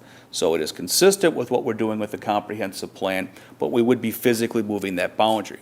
What does that mean? It means that this property would now be in the sewer district for Metropolitan Council's wastewater treatment plant downtown, that they would be able to serve this property. Anytime service of a property comes into consideration, it really is the urbanization of it, the development. So that's the actions we have before you tonight. This kind of shows the land use plan guided here, low density residential, and the inclusion in the future MUSA plan under what's termed stage 2 development. You can kind of see a bunch of area here that is outside of this red boundary, which is the city limits, which is a swath of land that could be developed in the future. So this is consistent with that. We did have the Planning Commission review this on the comprehensive plan amendment at their last meeting. They did recommend approval of this on a unanimous vote. We did have a couple of residents adjacent to the development that shared some concerns about maintaining separation and asked for a fence or some other consideration there so that there would be better separation in the future. So that's what we have before you tonight. I can stand for any questions. We have representatives from Summergate Development here as well if you have questions for them. Also within your packet, we have a concept plan for the development itself. Again, we're not approving this plan. That'll come forward as a preliminary final plat in the future, but does show some general locations of access points along Michael Avenue, hooking up into South Pines here. And an important part with this property is the set aside of this sand coulee area towards the bottom of the ridge here, which would not be part of the development, at least the active development portion. So I could stand for any questions. Thank you. Sure, thank you, John. Councilmember Fulch. Thank you, John. I think you mentioned that you're going to work with MnDOT, right, in the review. And I just want to state that we did have a preliminary conversation within council committee. And so we did discuss this, and I just want to reiterate that I'm very concerned about the access coming onto 316. We just spent a lot of money, to fix the roadway and put in the roundabout at Tuttle there to eliminate the left-hand turns and all the problems that were being had, and now we're just recreating the problem here at this point. That it's because I think the change in speed is right there at Hope Church, which is, and so I don't know what the intentions would be to move the speed, but this is where it's going to start to happen again, where it's going to be dangerous. So I can't emphasize that enough to make sure that that the roadway design is done to the best of our ability. And then also, I don't know if the developer was here earlier, and just so you know that I represent this ward, and a big problem that we have as the commercial trucks are coming into town as they're going north is that they begin to brake in this area, and there's a lot of racket, a lot of noise with jake braking and such. And so I would encourage you to create berms or some kind of sound barrier to try to soften the effects of the semi trucks as they're coming in here to decelerate from going 65 miles an hour to, John, what's the current speed at the roundabouts? It's like 35, right? I don't know if it's 35 or 45 now. It used to be 45, but I'm looking at the expert over there. It's 35. Okay. It's 35, yeah. 45 coming in. 45 coming in, 35. But when you get to the roundabout, it's 35. Which, when you get to the roundabouts, the new section where the roundabouts are in between there, it's 35. There's no sign that says that coming in from that direction. Says Coming 40. into that direction, oh, really, It interesting. says 45. It says 45 There's an coming in. electronic sign that has 40, that says 45 on it. Doesn't say anything about 35 until after the roundabout. Seriously? Yep. Okay, well, that's something Of to course, look there's a at. sign in the roundabout that says 20 in the roundabout. At the roundabout, Yeah, okay. inside the roundabout, yeah. But other than that, there's no 35 mile an hour sign or anything. It's a 45 mile an hour sign with an electronic display. Okay. As you come into the roundabout, and then it's 20 when you go through the roundabout, and then it's Then 35 it's after you 35. hit the roundabout. Right. Okay, thank you for that. So it's a problem. Thank you for, but just so that the developers are recognizing that there are challenges with the noises that the residents will be experiencing with semi trucks. So that was it. Thank you, and thank you, because we're excited to see this development come in. Can I ask a question? The mayor Can has- I ask a question? Sure. With the plan, this first, well, I've heard about the development going in. Do we think any traffic is then gonna come through South Pines neighborhood to get to the roundabout instead of going out the exit, the entrance and exit here into the home? Sure. Question that was asked from the audience here was how the traffic patterns may affect the South Pines development going to the north. I mean, there's two entrances going in. I think the main one would be here coming off of Michael Avenue in this location, but there also is a connection point here. I think this is Thomas that goes up into South Pines. So yes, there would be a way for people to connect in here. Would that be a way that people would go with a diagonal here? Because you'd have to go north and then west to get onto that. I don't know. It seems like this is more of a shorter way to go. Back to the questions that the council member Fulcher brought up about MnDOT.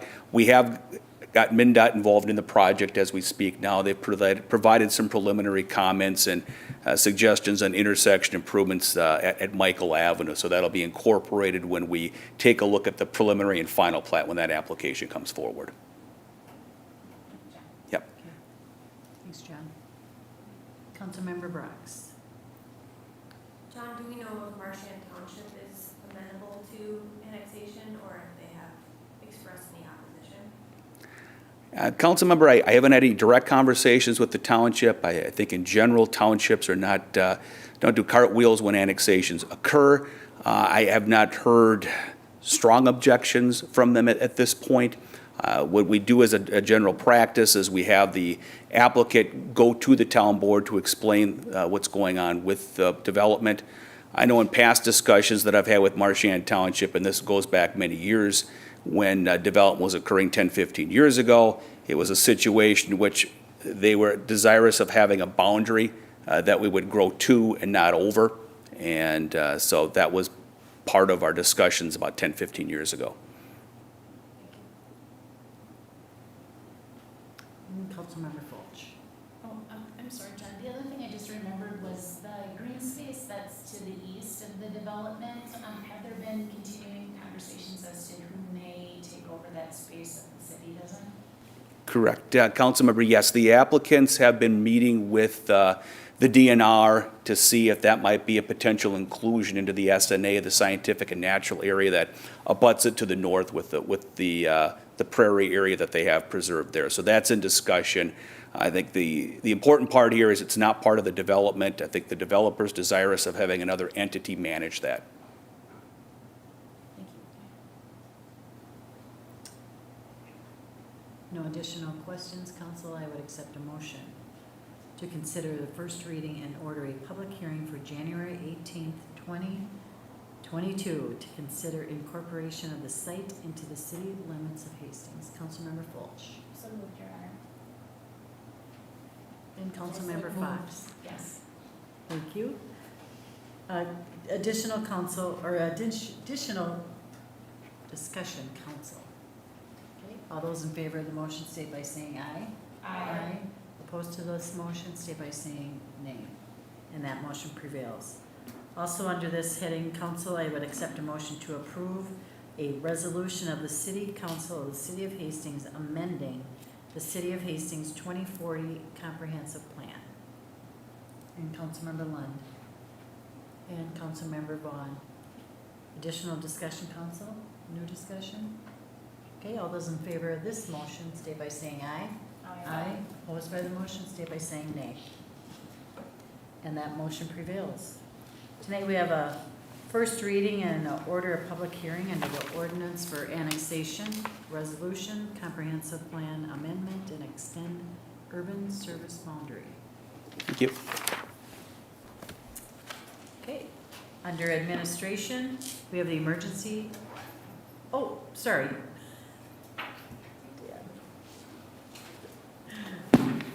Okay. At this point, I would open the public hearing. Anyone wishing to speak to this in the audience? Over here.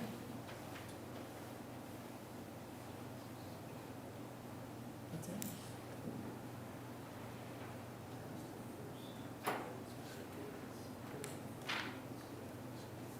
Yeah. So then we're under administration. Okay. That's why I stopped, and then I went back to it, sorry. Okay, tonight under administration, we have emergency paid sick leave. My calendar's right. In 2020, the federal government enacted FFCRA. At this point, I don't recall what it stood for, but it was in response to COVID.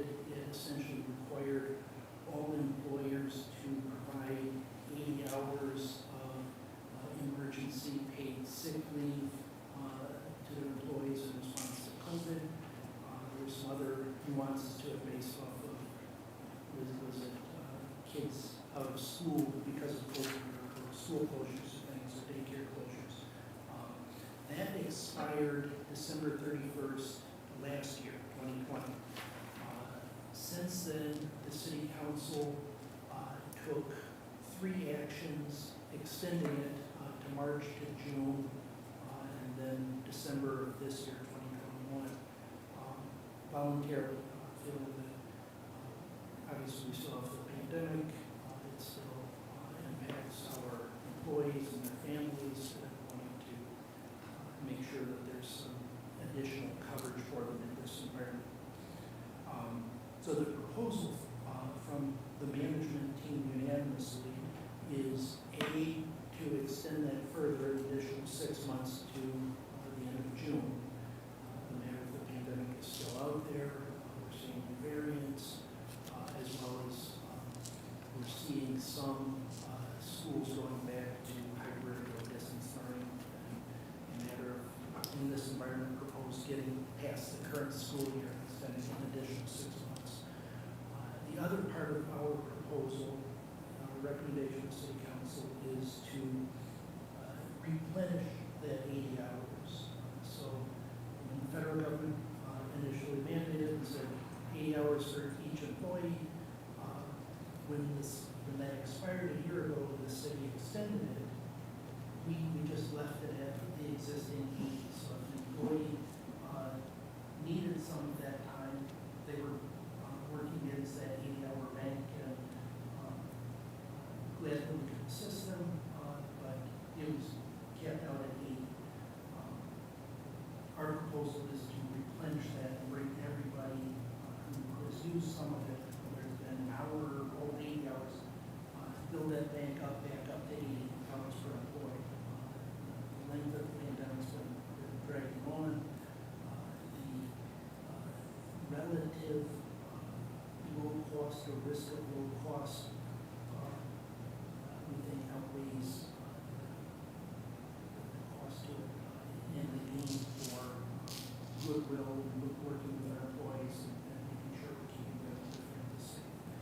A little bit of perspective, over 21 months that the two programs, the original federal and the city's extension, have been in place. We've had 49 employees utilize some amount of the emergency sick leave. That's roughly a third of our employee force over that period. We have had 8 use all 80 hours, and we've had 10 use essentially 8 hours or less, basically a day, probably as a matter of reaction to vaccine and needed a day to recover, which is certainly a legitimate use of it. And then the other 30, 31, somewhere in between a day and all 8 hours. But that's the recommendation. We're still in a COVID environment, still concerned about making sure that our employees and families are kept safe. So we want to make sure that we have employees that stick around and this helps keep in good graces with them. The recommendation is to extend it 6 months to the end of June, as well as the administrative 80 hours continuing the most consecutive. Okay, thank you, Dan. Council, any questions? Councilmember Fulch. Thank you, Your Honor. Dan, I mentioned this earlier to you, but I think it's important for folks to hear. What are the steps that the city has been doing to encourage staff to become vaccinated? And our council hasn't really discussed what had happened with the Biden administration having passed the mandate. That was the League of Minnesota Cities looked at the issue and decided that cities were going to have to comply with the Biden administration requirement that all staff be either vaccinated and show proof of vaccination, or they would have to be weekly tested, and the city would have to pay for that. And so, it's currently pending. I think the courts have held it up as a OSHA regulation. And so, but I do believe that we should be encouraging staff to take measures so that when or if that regulation comes back forward, then we're better positioned to be in compliance with that. And then furthermore, before this council meeting, we had a lot of discussion about the fire department and the fact that it is sorely understaffed. And so I would be greatly concerned if we were to lose any staff due to those requirements that all staff be vaccinated. It would put us in a very bad place if we had to start taking disciplinary action within the fire department. So thanks, and I'd love to hear what it is that you're doing in regards to that. Thanks. Thanks, Councilmember Fulch. Dan? A lot there to try to answer the more specific question pieces of that. What have we been doing to encourage employees to get vaccinated? Really, it's been some direct messages to all employees encouraging vaccination, making sure that we allowed paid time off for them to go and get vaccinated. Obviously, some of the legal stuff agree with our interpretation, but allowing the emergency sick leave to be used for recovery from vaccination. So a number of things that just make it easier and encouraging. Also, certainly don't want to play the role of doctor, but encourage if somebody has concerns about it, talk to your healthcare provider and get the straight scoop from somebody that you know and trust with some intimate medical details. We've done that with all employees. I know from our weekly touch on COVID during our weekly management team meetings, and through that I know that a number of the departments have had similar conversations just within their departments. It's just an email from me to all employees. But really it's been more of that encouragement aspect. We have had a little bit of internal discussion about the executive order for OSHA to mandate employers over 100 employees, which we obviously are, to require vaccinations or weekly tests.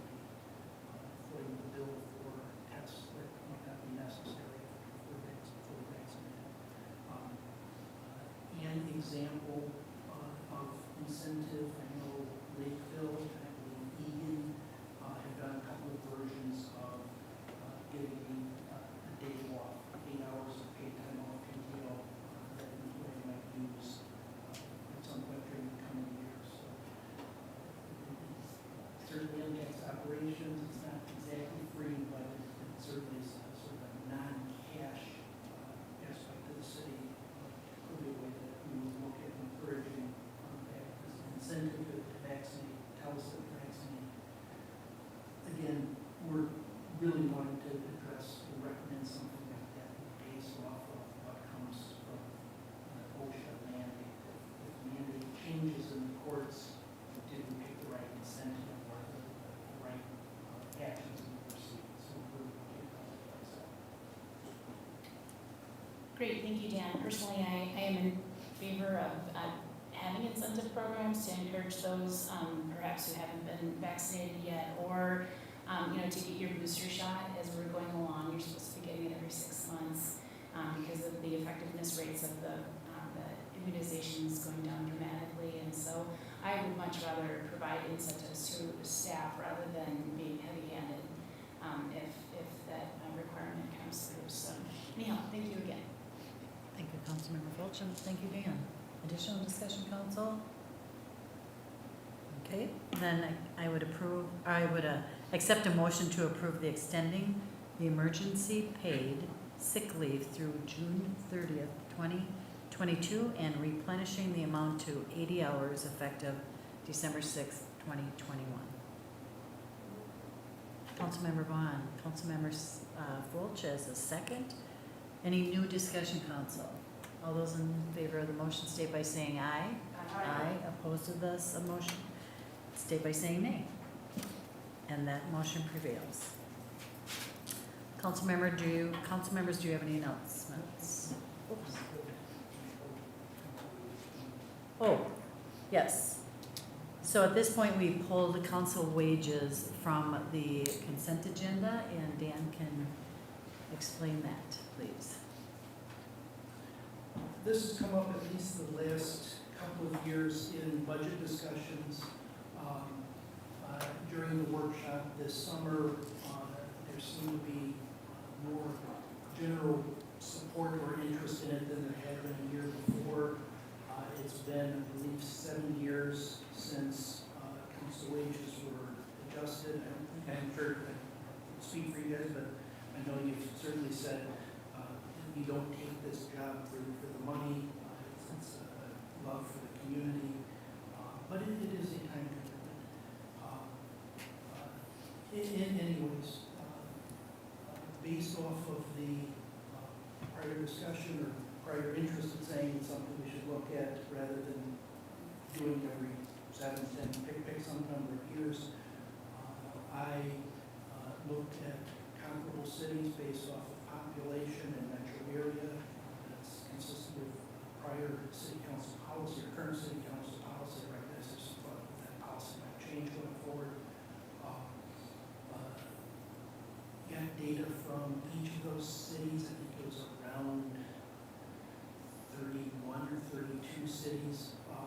Took the mean average of those, and mathematically it would calculate to a $500 annual increase on city council, $700 annual increase for mayor.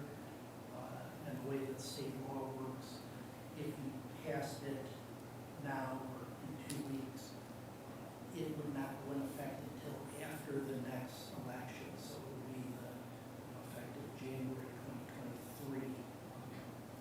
So there's certainly some time to look at it, but it came up during budget discussions, so we're looking at budget. I just moved it in with the current actions, even though it's not specifically part of the 22 budget. I had another comment around it, but anyways, can certainly take any questions. Oh, yes, the other, really the action tonight is having first reading and scheduling public hearing. So before you could actually take some actual formal action on this, it would be published in the newspaper, here's a public hearing, probably our next meeting would be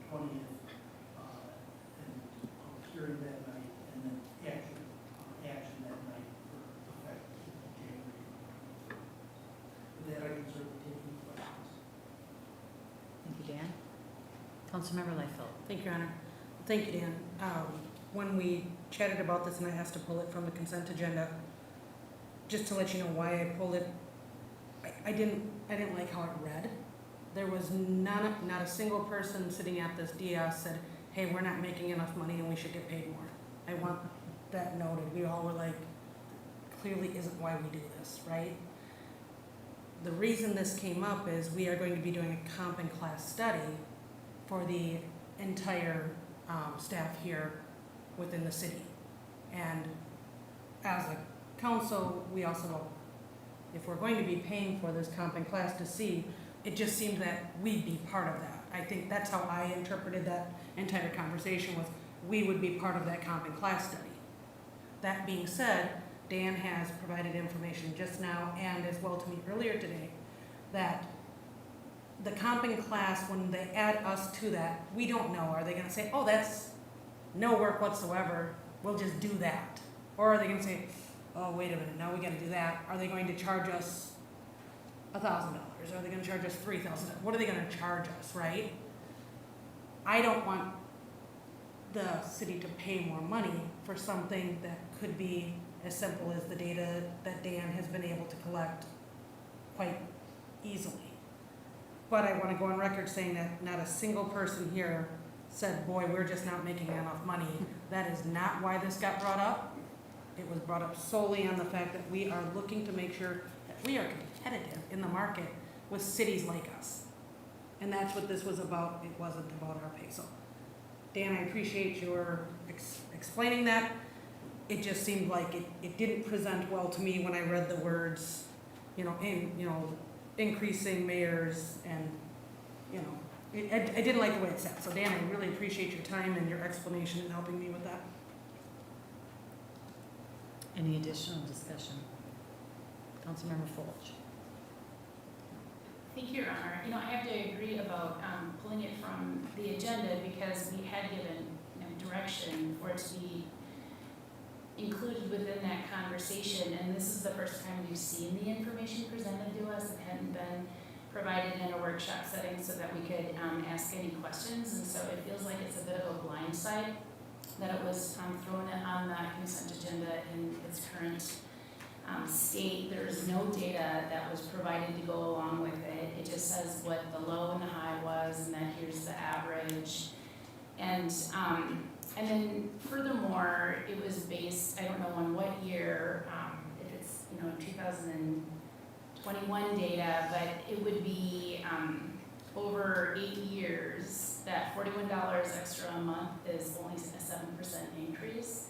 And inflation just this last year alone is 6%.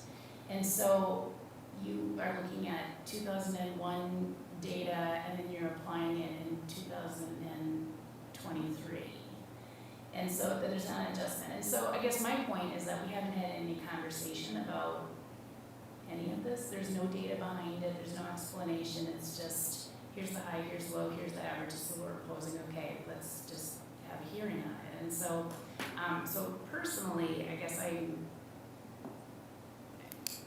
want more detail. I'm just a little, like as I had said, I'm a little off put as to how it is that the information was given to us and that we didn't have more of a conversation about it. And I guess we'll have a public conversation about it. But if when this comes back, I am hoping that a lot more detail is provided as to how this information was pulled together and really is, what it is that we're looking, at in the future. Thank you. Thank you, Councilmember Fulch. I look for a motion then to accept this movement to accept more information. Councilmember Fulch, do you want to? Yeah, there's no data that was presented to go with this. It literally just says, here's the low, here's the high, here's the average, and that's it. It doesn't say what cities, where the information had come from. Typically when you do a salary study, you don't use an average or a mean. You're supposed to use a median, and so, just the method on how it is that this information was gathered and analysis done, wasn't, provided to us. And so, yeah, I guess, I don't know, I guess maybe I'm the only one that thinks that we should. Well, would you like to make a motion and see how it goes? A motion for moving it forward for the next, well, I think it should be tabled and we should have conversation about it and we provided that information and then bring it forward again, but.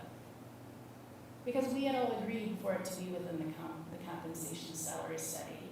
And so that's why it just seems very odd that it's being presented as it is with so little information and that we're being asked to act on it now.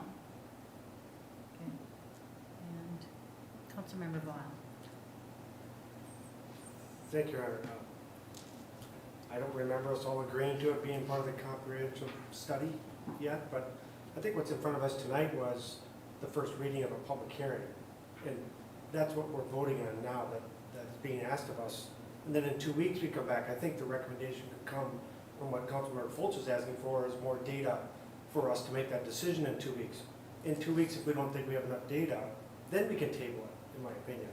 So I think what's in front of us today, what got pulled, was just to get this, the first reading for the public hearing.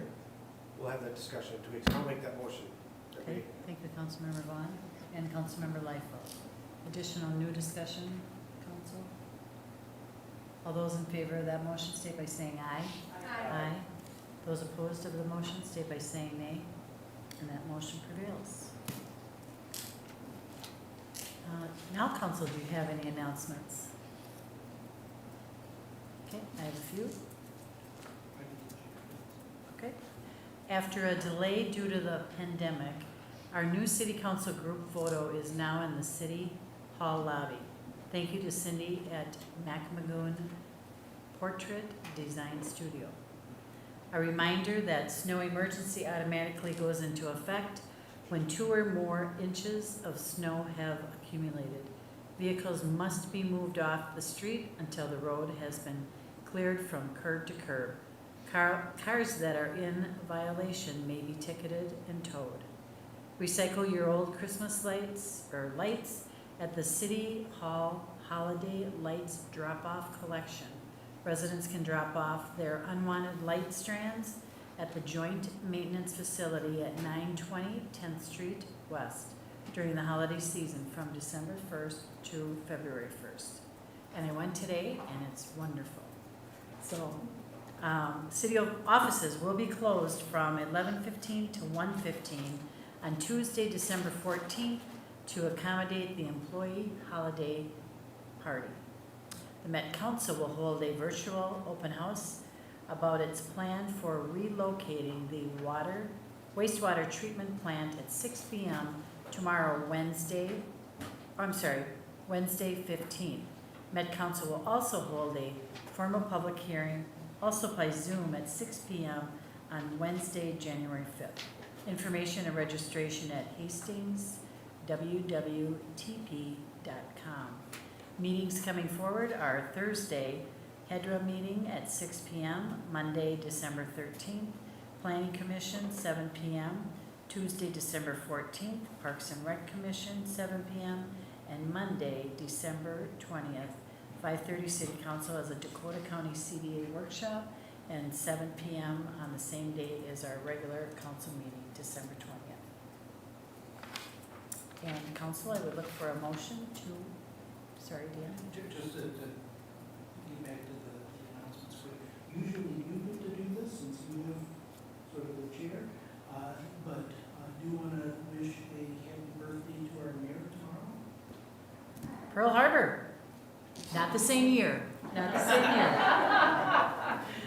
So, at that point, thank you, Dan and council. Motion to adjourn. Councilmember Brooks, Councilmember Lightfoot, no discussion? All those in favor state by saying aye. Aye. Opposed, state by saying nay. And that motion prevails. Thank you all.